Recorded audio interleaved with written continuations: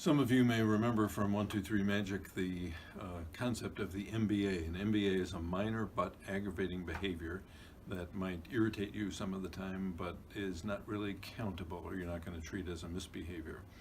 Today we have a question from Melanie, and it's about MBAs. And Melanie says, is bouncing on the sofa a stop or an ignore offense? Meaning, is bouncing on the sofa something you want to let go or something you want to count as a stop behavior? Well, Melanie, it's funny you should ask this, because this is an issue we've had with the grandchildren over the years, and it's exactly that, bouncing on the sofa.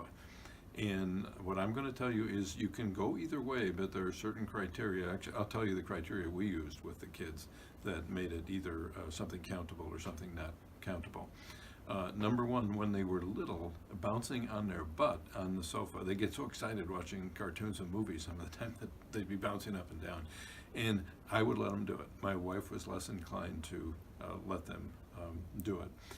As they got older, bouncing on their butt became more distracting for us because they were older and they were larger, so we'd be more inclined to count it, say, during a movie.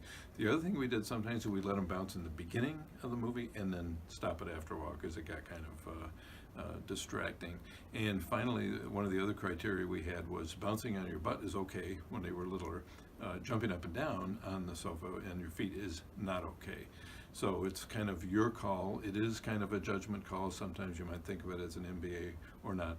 And you want to be reasonably consistent with the kids so they know what the rules are. So good question and good luck.